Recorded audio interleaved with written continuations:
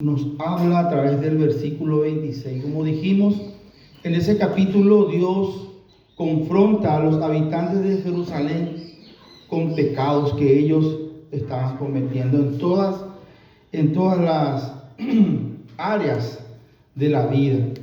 Había corrupción en la parte política, había corrupción en la parte religiosa, había corrupción en la parte social, en lo moral. Había realmente, hermanos, una decadencia total en Jerusalén. Y el versículo 26 hace énfasis a los sacerdotes, a la corrupción a nivel de sacerdotes de Jerusalén. Recordemos que Israel, hermanos, es un pueblo que Dios se proveyó a sí mismo en Abraham. Luego sabemos que Dios permitió que Jacob y su familia, descendientes de Abraham, entrasen a Egipto, y allí aproximadamente 500 años ese pueblo se reprodujo en millones. 70 personas se reprodujeron en millones. Sabemos que por manos de Moisés Dios liberó a este pueblo, que Él se proveyó a sí mismo para que a través de este pueblo el mundo pudiera conocer al único Dios verdadero y eterno. A través de Moisés le dio leyes que intentaban de alguna manera que el pueblo pecador pudiera tener una relación con el Dios Santo. ¿Sí? Esas leyes que Dios había dado a Israel por medio de Moisés intentaba, en primer lugar, hacer de que el pueblo de Israel fuera un pueblo distinto, distinguido, santo. También esa ley, hermanos, intentaba dar una seguridad al pueblo.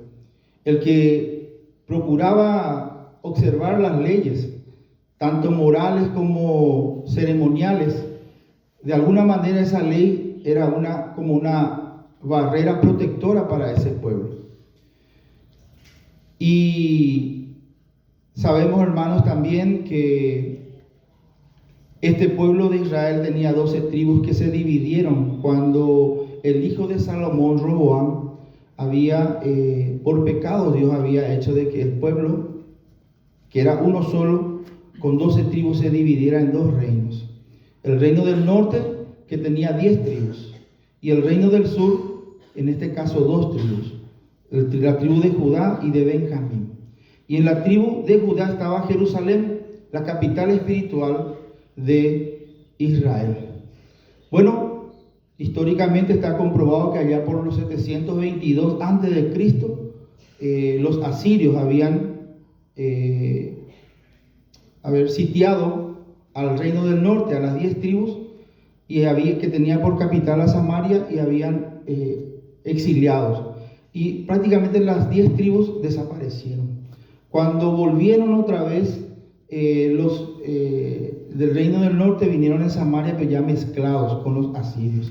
Por eso que en tiempos de Jesús los judíos no trataban, dice, con los samaritanos, porque los samaritanos ya era una mezcla de asirios con algunos habitantes allí de Samaria, del reino del norte.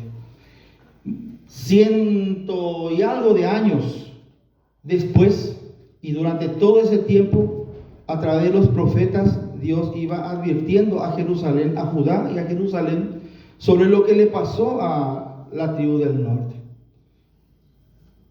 Y era una advertencia que venía haciendo a través de los profetas. Isaías fue uno de ellos, Jeremías allí en Jerusalén también. Ezequiel capítulo 22, hermanos, fue escrito ya dentro del marco del exilio, dentro del marco del castigo, del juicio de Dios sobre Judá y sobre Jerusalén. Ya Ezequiel estaba en Babilonia juntamente con los exiliados. Allá por el 597 aproximadamente, la segunda remesa que había sido llevado ya por Nabucodonosor a Babilonia fue también Ezequiel, un joven de una familia de sacerdotes que Dios utilizó como profeta allí en el exilio. Y aquí en Jerusalén Dios utilizaba a Jeremías. Dios nunca dejó de hablar, a su pueblo ni de llamar a su pueblo al arrepentimiento. El libro de Ezequiel, donde ya nos estamos concentrando, narra justamente la historia del juicio y la condena de Dios sobre su pueblo, que falló en aquel propósito que Dios tenía para su pueblo, que era a través de ella que el mundo conociera al único Dios verdadero y eterno. Al contrario, Israel, el pueblo de Dios,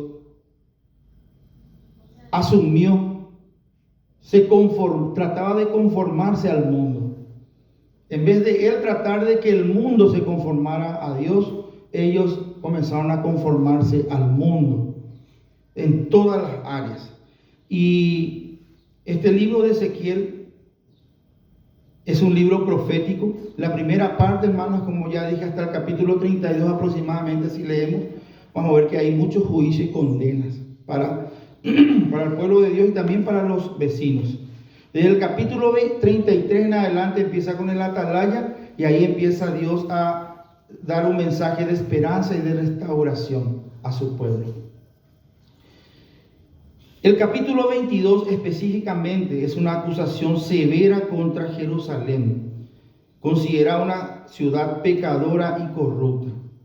El versículo 26, que vamos a analizar y tratar de tener el corazón, hermanos, dispuesto a que el Señor nos hable a través de este trecho bíblico, acusa específicamente a los sacerdotes, como ya dije. Y vamos ahora a orar para luego entrar a analizar un poco el versículo y ver luego ya algunos ejemplos y la aplicación actual para nuestras vidas como iglesia y como cristianos. Oremos. Padre, en el nombre de nuestro Señor y Salvador Jesucristo, nuevamente te damos gracias, porque aquí, Señor, estamos abriendo tu palabra libremente. Mi Dios, ayúdanos a que puedas encontrar en el corazón de cada uno de los que estamos aquí escuchándote un corazón en reverencia, un corazón que respete, un corazón que esté atento a lo que tú vas a decirnos hoy, Señor. Y que tu nombre sea glorificado, Padre, en tu palabra, en tu mensaje a tu iglesia y en tu misma iglesia. Oh Dios de Israel, estamos en tiempos turbulentos, donde hay mucha confusión, donde a lo bueno se le está llamando malo y a lo malo se le está llamando bueno. Ayúdanos hoy a que tu iglesia sea edificada, confrontada y desafiada, Señor, a ser ese portador de tu verdad, a ser esa columna y baluarte de ella. Oramos a ti y te damos gracias. En el precioso nombre de tu Hijo Jesús oramos. Amén. Amén. Muy bien. Capítulo 22, versículo 26. Entre los tantos pecados que aquí este capítulo va denunciando Dios a Jerusalén, el versículo 26 dice: sus sacerdotes violaron mi ley y contaminaron mi santuario. Entre lo santo y lo profano no hicieron diferencia, ni distinguieron entre inmundo y limpio. Y mis días de reposo apartaron sus ojos, y de mis días de reposo apartaron sus ojos, y yo he sido profanado en medio de ellos. La palabra aquí, violaron y contaminaron, indica que los sacerdotes rompieron esa barrera, ese muro protector sagrado, en este caso la ley de Dios y también las normas del templo, el santuario. Entonces los sacerdotes que deberían de haber practicado, deberían de haber enseñado con su ejemplo y enseñado con su boca esta ley al pueblo, fueron los primeros que rompieron esa barrera sagrada de la ley y de las normas del templo. La violación y la contaminación de lo sagrado era una falta gravísima considerada para toda Israel, en este caso para un judío que fue instruido en la palabra. Eso era una grave falta. ¿Por qué, hermanos? Porque atentaba directamente con la relación de Dios con su pueblo. Recuerden que la ley fue dada a un pueblo pecador porque iba a tener al santo, santo, santo en medio de ellos. Y de alguna manera esas leyes Dios proveyó para que este pueblo pecador pudiera relacionarse con el Dios santo.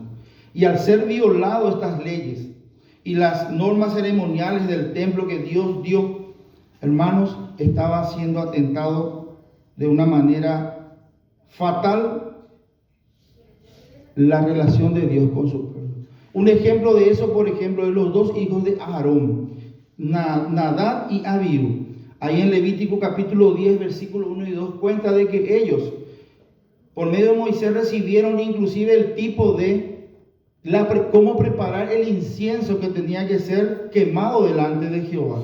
Y estos dos hijos de Aarón, sacerdotes, tomaron, dice, un incienso extraño y quemaron frente a Dios. Automáticamente una lengua de fuego o un fuego cayó y les quemó vivo. Y dice, hermanos, que Dios ordenó a Aarón y sus hermanos y a todos los familiares de esta gente que ni siquiera llorasen por estos dos varones, ni se hiciera luto.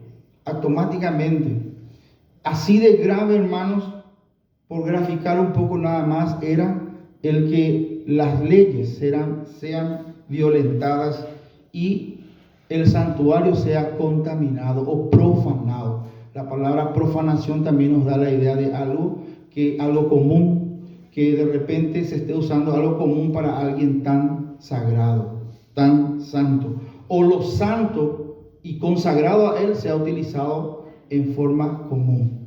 Eso es profanado o profanación. Dice el segundo pasaje de nuestro versículo, del versículo 26 del capítulo 22, entre lo santo y lo profano no hicieron diferencia, ni distinguieron entre inmundo y limpio. Y es prácticamente, hermano, en lo que quiero centrar luego de hablar un poco históricamente de lo que estaba pasando aquí en cuanto a la iglesia del Señor y a cada uno de nosotros. Entre lo santo y lo profano no hicieron diferencia. Subraya el fracaso de los sacerdotes que Dios se proveyó de la tribu de Leví y específicamente de la familia de Aarón a nivel personal y ministerial. Levítico capítulo 10, otra vez vamos por favor, para tener una idea de cómo Dios ahí, después del juicio que ejecutó sobre estos dos hijos de Aarón, les hace recordar por medio de Moisés a Aarón y a los hijos que le quedaron lo siguiente. Capítulo 10, versículos 8 al 11. Dice: y Jehová habló a Aarón diciendo: tú y tus hijos contigo no beberéis vino ni sidra cuando entréis en el tabernáculo de reunión, para que no muráis. Estatuto perpetuo será para vuestras generaciones, para poder discernir entre lo santo y lo profano, y entre lo inmundo y lo limpio, y para enseñar a los hijos de Israel todos los estatutos que Jehová les ha dicho por medio de Moisés. Este es, hermano, el ministerio en el cual fracasaron estos sacerdotes y que Dios aquí en el capítulo 22 les está confrontando. Y dije a nivel personal y a nivel ministerial. La falta de distinción entre lo santo y lo profano, hermanos, confunde y desvirtúa la santidad. Ese es el tema. Porque estos que tenían que estar enseñando y estar velando porque el pueblo entendiera y practicara la santidad, eran los primeros que estaban dando el ejemplo malo de menospreciar la ley de Dios y no vivir de acuerdo a ella. Entonces, cuando ocurre esto, cuando empezamos nosotros o cuando el pueblo veía que sus sacerdotes mismos estaban mezclando lo santo con lo profano, con lo común, con lo contaminado, creaba, hermanos, una confusión total en el pueblo. Y, por supuesto, el pueblo tampoco apreciaba o valoraba la santidad.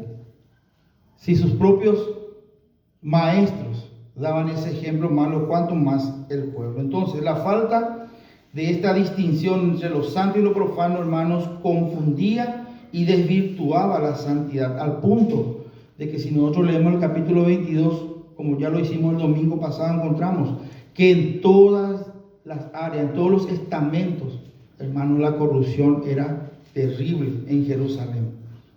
Este versículo es una advertencia grave para los sacerdotes del rey.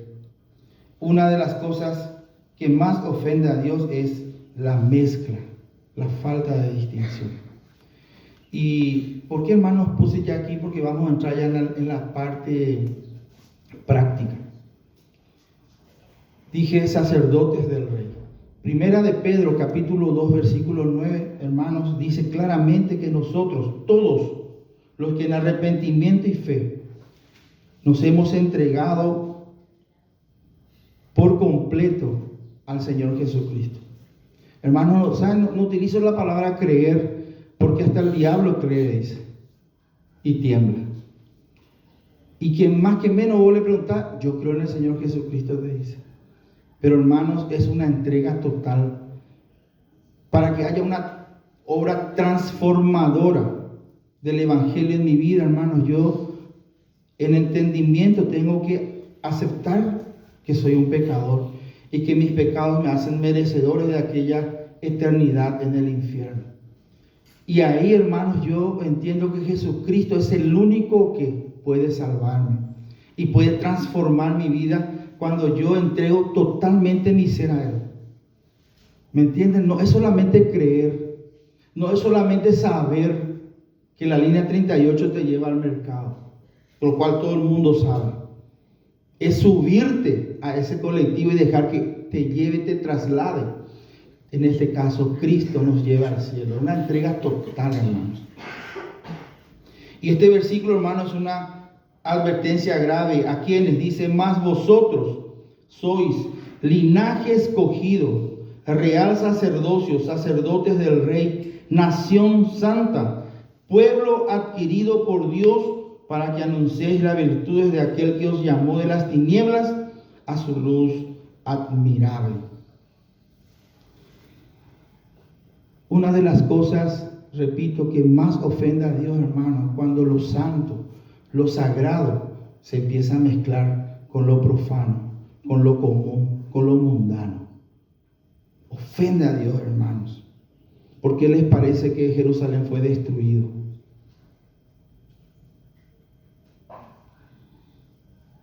Quiero compartir con ustedes, y este mensaje, hermano, apunta a la iglesia de Villa Elisa, que tenemos que cuidar muchísimo, hermano, ese aspecto de la iglesia y ese aspecto de la vida personal de cada uno de nosotros, que dice su palabra, somos sacerdotes del rey.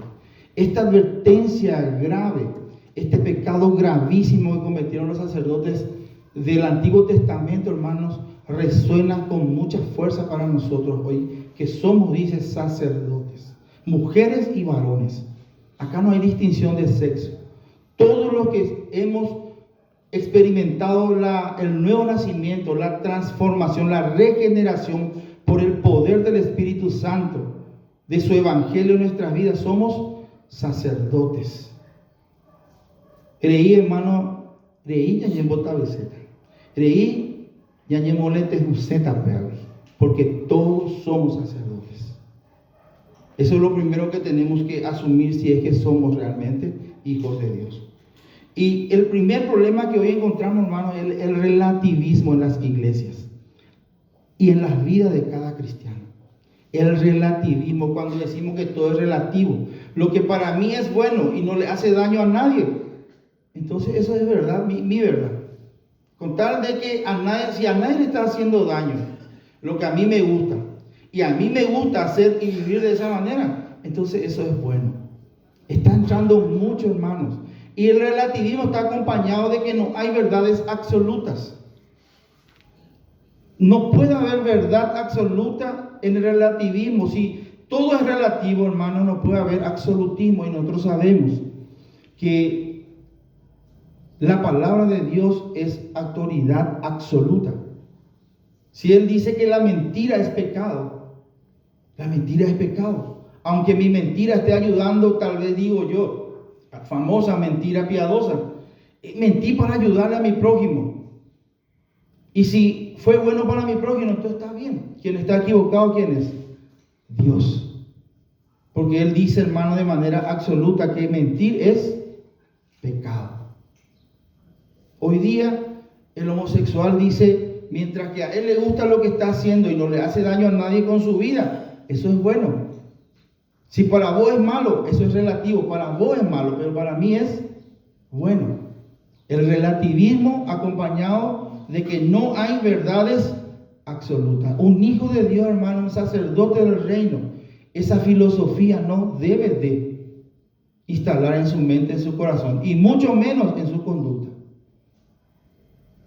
Lo que el Señor dice que está mal, y yo me debo a mi Señor.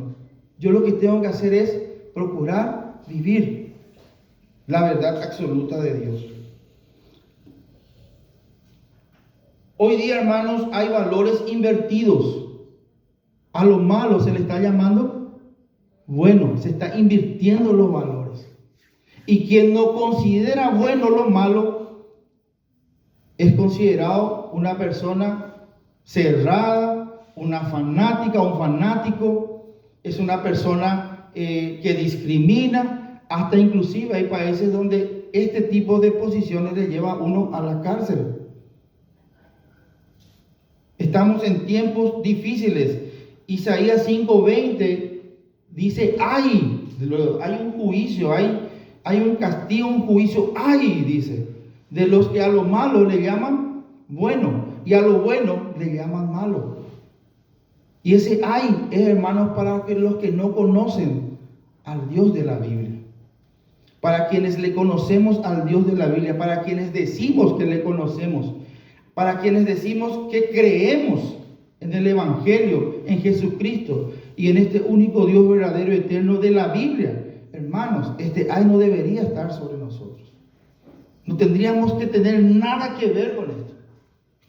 Aunque seamos llamados fanáticos, retrógrados, mente cerrada. ¿A quién vamos a agradar, hermanos? ¿A quién debemos de agradar? ¿A Dios o a los hombres?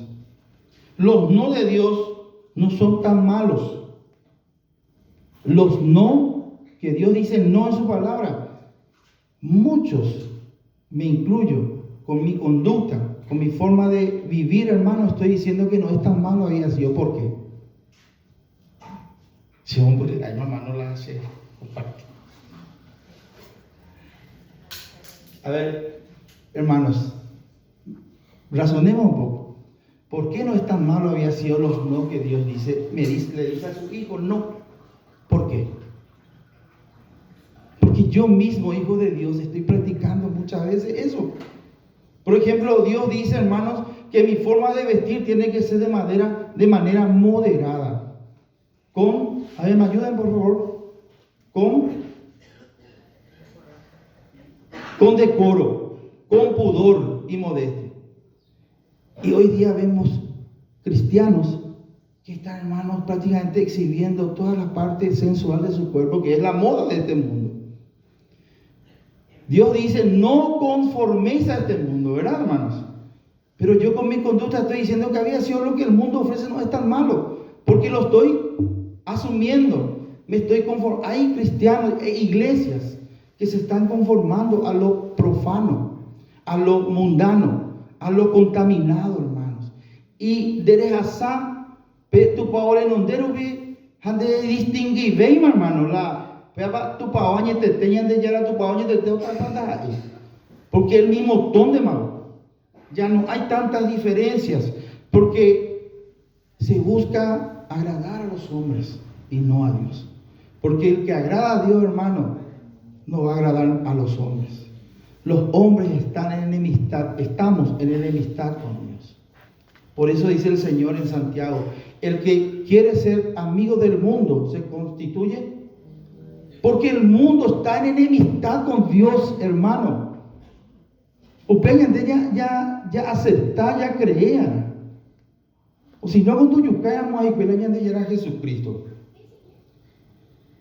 Los no de Dios no son tan malos. Él dice, y voy a dar otro ejemplo, no os unáis en yugo desiguales. Y eso, hermano, es en todas las áreas. Y muchas veces yo me encuentro haciendo trato con inconversos, tratos de negocios con inconversos. Cuando tengamos que pagar ¿cómo se dice? Los impuestos, él va a decir, no, vamos a evadir. Y yo como creyente le voy a decir, no, espera. Pero ¿quién va a perder en ese trato de desobediencia? Yo, dígame. Padres que están cristianos que están permitiendo que sus hijos tengan novios y hasta maridos inconversos y no le molesta. Cristianos que tienen más relación personal, social con inconversos que con sus hermanos en Cristo. ¿Se entiende cómo estamos con mi conducta? Yo estoy profanando. Estoy diciendo que no es tan malo decir eso que Dios dice no. Pero si Dios dice no, hermanos, es absoluto. Si dice sí, es absoluto. Hay iglesias con síntomas de mezclas de lo santo con lo profano. ¿Y por qué las iglesias tienen estos síntomas? Porque sus miembros están mezclando lo mundano con lo profano, con lo contaminado, con lo común, con lo que es. Vos y yo no somos comunes. Recién cantamos que el precio que se pagó por nosotros, hermano, es invaluable. No sos una persona común. Por eso ahí Pablo dice que nosotros ni siquiera hablemos de lo que ellos hacen en tinieblas. No tenemos nada que ver, porque somos luz, hijos de luz. ¿Qué tenemos que hacer? Ni siquiera hablar de lo que ellos hacen en tinieblas. Tiene que haber una distinción clara. Y hay iglesias que por culpa de que sus miembros se están mezclando lo santo con lo profano, hermanos, ya se están convirtiendo también ya esas iglesias en productos de esa mezcla. Y recuerden, no hay cosas que ofenden más a Dios que la mezcla. Por eso quemó a esos dos hijos de Aarón. Dios no hace acepción de personas. Hermanos, hay iglesias que están enseñando sin contenido, su prédica es sin contenido. Yo no tendría que estar diciendo lo que digo si voy a pensar en usted, hermano, que le voy a ofender, que el pecado le va a hacer sentir mal. No, ojalá la palabra de Dios nos haga sentir mal esta mañana. Ojalá, hermano, haga un efecto en mi vida al punto de que yo de aquí salga totalmente desnudo delante de Dios. Pero hay iglesias, hermanos, que ya no, pecado ya no pronuncian en su prédica. Arrepentimiento, ya no hablan de arrepentimiento. Hay iglesias, hermanos, que no hablan de juicio, no hablan de la cruz, no hablan del infierno por no ofender, para que nadie deje de venir. Y las iglesias que predican eso, hermanos, tienen poca gente. Porque el evangelio ofende, el evangelio te confronta con la realidad, hermanos. Hay iglesias, hermanos, que solamente sanidad física apuntan y hacen una campaña de sanidad y se llena. ¿Por qué, hermanos? Porque está justamente queriendo agradar a los hombres. Predican de sanidad, enseñan de sanidad, hacen todo un show por el tema de la sanidad, pero no predican a Cristo. No predican al Cristo que transforma la vida de un hijo del diablo a un hijo de Dios. No predican a Cristo que transforma a un hijo de tinieblas a un hijo de la luz. Eso no se predica. Y donde se predica eso, poca gente viene. Pero sí, hermanos, la iglesia que está mezclando utiliza el evangelio como una terapia para sanidad física. ¿Ya entendés, hermano? Terapia para sanidad física. Y todo el mundo está enfermo. Y todo el mundo queremos soluciones rápidas y fáciles. Que no me comprometan. Sí, pero sin embargo, el evangelio del Señor me llama, hermano, a dejar las tinieblas para venir a la luz. No hay otra fórmula. Y ese no se va a predicar porque ese muchas personas no quieren escuchar. No queremos dejar las tinieblas. Amamos las tinieblas y las cosas que se hacen en ellas. Por eso, hermano, hay cristianos que siguen practicando cosas de las tinieblas. Me incluyo, porque eso le gusta a mi carne. ¿Me entienden? Y la fórmula que el Señor predica en su evangelio es que hay que morir para vivir. No hay otra fórmula. Dere no, hermano, la de viejo hombre. Dere experimentamos hay la vida abundante que Jesucristo vino a darnos. No hay otra solución. Y hay iglesias que están anestesiando el mensaje del evangelio, lo cual no es el evangelio.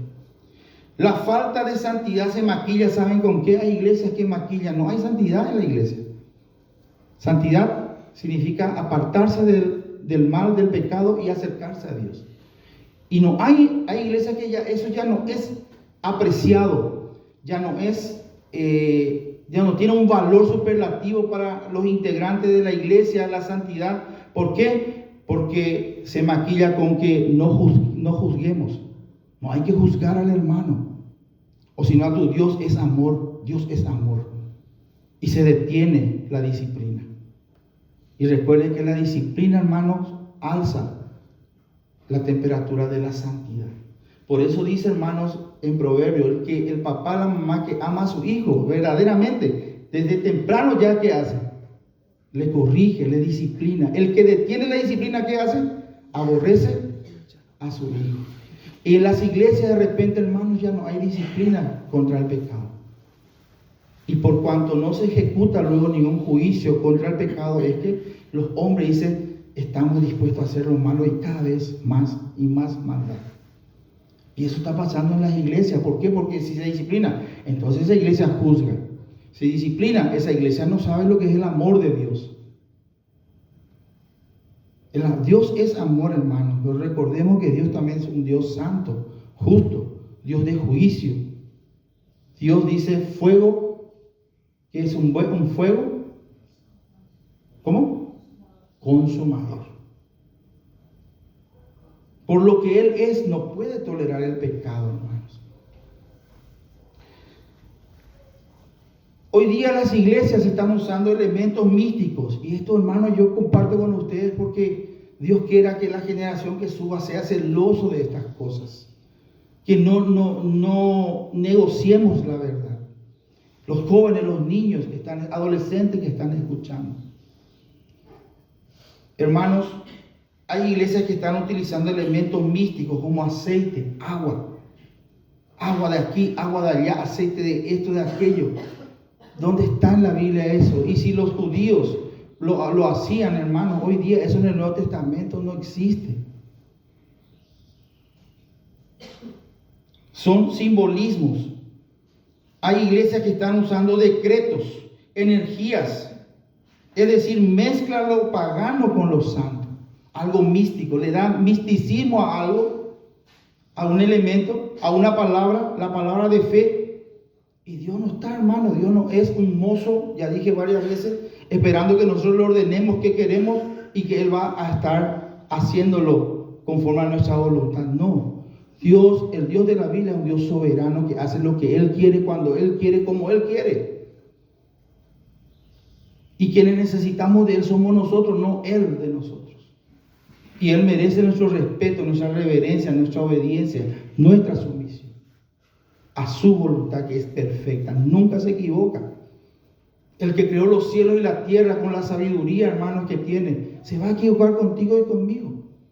Se equivocó al permitir un cáncer, se equivocó al permitir una muerte. No, nunca, jamás. Quien debe aceptar, someter, adorar y reverenciar a este único Dios verdadero y eterno somos nosotros. Sea cual fuere su voluntad, Él nunca se equivoca. Esa clase de hijos Él se proveyó, hermanos, cuando envió a su Hijo Jesucristo a morir en la cruz por vos y por mí, para liberarnos del poder de la esclavitud del pecado, para transformarnos de ser hijos de tinieblas, hijos de perdición, a ser hijos de bendición, hijos de luz, cristianos. Y Él no nos adquirió, hermanos, con ese valor superlativo de la sangre de Jesús para que nos estemos mezclando otra vez con lo profano, con lo inmundo, con el mundo, con las tinieblas. Esta clase de mezcla a Dios le ofenden demasiado.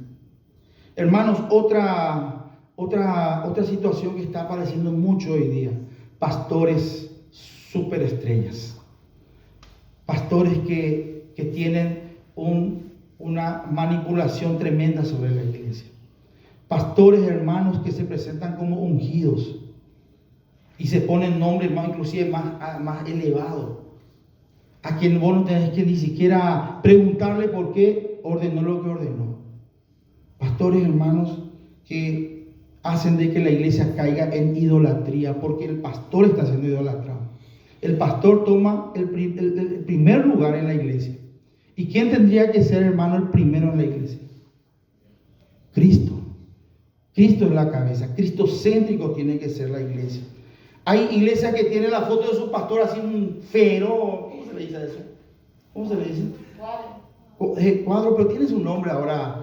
Que voy a hacer la foto de alguien, de la quinceañera. Banner, ahí enfrente de la iglesia. La pastora de tu hermano es la estrella. Y no es así. Cristo tiene que ser. El pastor es un miembro más de la iglesia y un servidor de todos. A quien hay que respetar, sí hay que respetar. A quien hay que obedecer, hay que obedecer. Mientras enseñe la palabra del príncipe de los pastores. ¿Me entienden? El mante la pa imagen hija y no mitad. Que tu imagen va a ver porque pa imagen no. Esa filosofía en la iglesia del Señor no debe ser, hermano. El pastor, hermano, mientras sea sumiso y procure seguir el ejemplo del príncipe de los pastores, es digno de ser obedecido, es digno de ser reconocido por su iglesia. No que él exija eso, sino que eso tiene que ser de Dios, de parte de Dios, porque el Señor Jesucristo dice, hermano, en Juan 12, he aquí los que me sirven, mi Padre le honrará. Eso tiene una honra de Dios a su siervo. Nadie tiene que exigir eso. Pastores que hacen que todo gira alrededor de Él y no de Cristo. Hay iglesias, hermanos, que manipulan emocionalmente, espiritualmente y hasta financieramente. Miren cómo se está mezclando lo pagano con lo sagrado. Hay iglesias que están, hermanos, manipulando emocionalmente. Un pastor dice que entró y cuando entró dijo, estoy viendo un ángel que está entrando en la iglesia. ¿Habrán escuchado esa historia? Y dice, el ángel se está poniendo sobre las mujeres y las mujeres se comenzaban a saltar, a gritar, a bailar ahí. Después dice, estoy viendo que el ángel ahora se pone sobre los varones. Los varones comenzaban, hermano, a bailar, a saltar, a gritar ahí. Después dijo, ahora estoy viendo que está poniéndose sobre los siervos que están aquí detrás mío. Comenzaron a bailar, a saltar, a gritar, se echaban por el suelo. Después dice el pastor, estoy asustado. ¿Y por qué? Le dice, porque el ángel que he visto que entró era Satanás. Como la manipulación emocional, hermano, que se puede hacer. Porque lo que quería enseñar justamente es eso. Que hay iglesias, hermanos, que están manipulando de esta manera a los ingenuos que no leen la Biblia, a los ingenuos que no estudian la Biblia, y en las iglesias donde no se enseña la verdad. Hay iglesias, hermanos, que lo único que quiere es éxito numérico. Estás en Liceo, Rebo, Zapala y Templo. Entonces lo que busca, no importan tanto los medios en que yo llene el templo. Porque mi objetivo, mi éxito se basa en la cantidad, no en la calidad. Entonces voy a traer equipo, ¿cómo voy a traer conjuntos de rock? Voy a traer todo lo que sea posible, que sea más agradable al mundo para que este templo se llene de gente. De gentes que están condenadas y que van a ir al infierno de todas maneras. Eso se llama, hermanos, si por ahí escucha, se llama practicismo. El practicismo es una filosofía, hermanos, que lo único que quiere apunta al éxito, no al medio. Entonces hay iglesias, hermanos, que tienen muchos shows, muchas actividades, y la iglesia cae, hermano, en activismo. Y el Señor de la iglesia está afuera golpeando a la puerta a ver si alguien le escucha para que le abra y entre. Dice. Jesucristo está allá afuera y adentro el dueño de la iglesia, hermanos, está afuera y adentro se hace un montón de cosas que no son verdad, que no tienen nada que ver